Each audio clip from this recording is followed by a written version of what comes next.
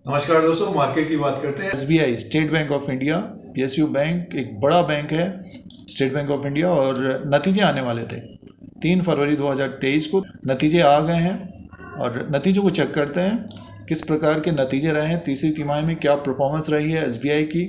तो अगर आप शेयर होल्डर्स हैं, शेयरधारक हैं, निवेशक हैं, एसबीआई में अगर निवेश किया है तो नतीजों को चेक करते हैं और देखते हैं कि इंटरेस्ट अर्न क्या रहा है, प्रॉफिट क्या रहा है, प्रावधान कितना रहा है, और इम्पोर्टेंट पॉइंट ग्रॉस एनपीएज और नेट एनपीएज में कितनी कमी आई है। फिलहाल नंबर्स की बात करेंगे और स्टॉक प्राइस में थोड़ी बहुत तेज़ी देखने को मिली है। आज ऊपर की तरफ स्टॉक है। सबसे पहले नंबर्स को चेक कर लेते हैं। तो चैनल पर बने रहने के लिए सब्सक्राइब और लाइक का बटन दबाएं शेयर बाजार के अपडेट के लिए। जैसे कि एसबीआई की बात करें, एक बड़ा बैंक है, पीएसयू बैंक है, और एसबीआई के नतीजों की बात कर रहे हैं। सबसे पहले नंबर्स की बात करते हैं। एसबीआई के ये Q3 FY23 के नतीजे हैं और करोड़्स में नंबर्स हैं।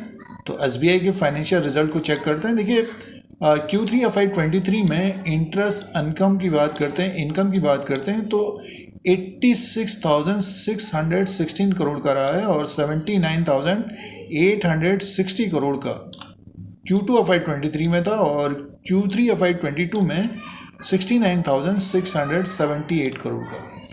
तो 69,678 करोड़ से बढ़कर 86,616 करोड़ का हो गया।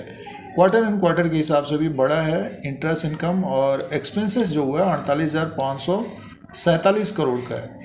अब की बार एक्सपेंसेस थोड़ा बहुत ज़्यादा है, तो नेट इंटरेस्ट इनकम एसबीआई का जो आया है 38,069 करोड़ का है, और Q2 में 35,183 करोड़ का था। एक साल पहले 30,687 करोड़ का था।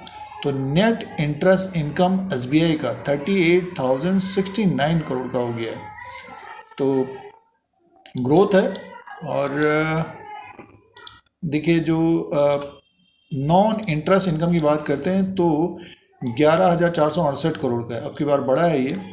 तो ऑपरेटिंग इनकम की बात करते हैं तो देखिए 49,536 करोड़ का है, और Q2 में 44,058 करोड़ का था। एक साल पहले 39,361 करोड़ का था। तो 49,536 करोड़ का ऑपरेटिंग इनकम है।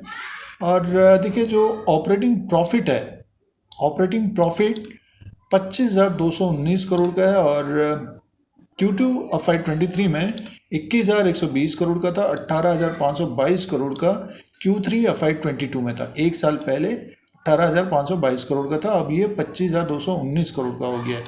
तो देखिए, आगे की तरफ चलते हैं और प्रोविज़न की बात करते हैं। तो आगे की तरफ चलते हैं, टोटल प्रोविज़न की बात करते हैं तो 11,014 करोड़ का प्रोविज़न है, प्रावधान है इस क्वार्टर में। और Q2 में 7,855 करोड़ का था। एक साल पहले 10,090 करोड़ का था। तो अब की बार प्रोविज़न थोड़ा बहुत ज़्यादा है, 11,014 करोड़ का प्रोविज़न हुआ है। और नेट प्रॉफिट, मुनाफे की बात करते हैं सीधे से। देखिए, जो मुनाफा है एसबीआई का 14,205 करोड़ का मुनाफा है। एसबीआई का जो मुनाफा है नेट प्रॉफिट 14,205 करोड़ का है। 13,265 करोड़ का Q2 में था, और एक साल पहले 8,432 करोड़ का। 8,432 करोड़ से बढ़कर ये 14,205 करोड़ का मुनाफा रहा है एसबीआई का। तो ज़बरदस्त मुनाफा आया है Q3 FY23 में। और ऑपरेटिंग इनकम 49,536 करोड़ का है, और नेट इंटरेस्ट इनकम 38,069 करोड़ का है तीसरी तिमाही में, और प्रॉफिट 14,205 करोड़ का है। तो ये मुनाफा और इनकम की बात है। अब इसका ग्रॉस एनपीएज और नेट एनपीएज की बात करते हैं। एनपीएज की बात करते हैं, ग्रॉस एनपीएज की बात करते हैं तो 3.14 का है दिसंबर के क्वार्टर में, और सितंबर 20 में 3.52 का था, और जून के क्वार्टर में 3.91 का था, और मार्च के क्वार्टर में 3.97 का था। एक साल पहले देखिए 4.50 का था। ये ग्रॉस एनपीएस 4.50 से घट कर 3.14 का हो गया है। नेट एनपीएस की बात करते हैं तो देखिए 1.34 का एक साल पहले था, अब ये घट कर 0.77 का हो गया है, और सितंबर के क्वार्टर में 0.80 का था। तो देखिए जो एसेट क्वालिटी है उसमें भी सुधार रहा है। सालाना तो देखिए कम आया है और क्वार्टर एंड क्वार्टर के हिसाब से भी कम रहा है, ग्रॉस एनपीएज और नेट एनपीएज। तो एसबीआई का ग्रॉस एनपीएज और नेट एनपीएज कम आया है और एसेट क्वालिटी में सुधार है, प्रॉफिट भी ज़बरदस्त रहा है। अब दोस्तों शेयर प्राइस की बात करते हैं। स्टेट बैंक ऑफ इंडिया का ये चार्ट लगा हुआ है, 1 साल का चार्ट है और 545 में स्टॉक प्राइस है। देखिए एसबीआई का स्टॉक पिछले 1 साल के अनुसार देखते हैं तो 425 का लो था और 629 रुपये का हाई बना है। और अभी देखिए ये स्टॉक ऊपर की तरफ से गिरा है, 592 में था 20 जनवरी 2023 को, और आज 3 फरवरी 2023 है, 545 में है, लगभग 525-520 तक आ गया था। स्टॉक बड़ा है, अच्छे नतीजे हैं और ऊपर की तरफ का जो हडल होगा टेक्निकली 574 का होगा। 574 के ऊपर स्टॉक अगर टिक जाता है तो ये स्टॉक हमें 580-590 तक जाता हुआ दिखेगा। अब जो ऊपर की तरफ ट्रैप हो गए, स्टॉप लॉस नहीं लगाया, तो स्टॉक को एक तरह से होल्ड करना चाहिए। और जिनके पास नीचे के लेवल से स्टॉक है तो स्टॉक जब ऊपर की तरफ हो थोड़ा बहुत मुनाफा लेना चाहिए इसमें दोस्तों।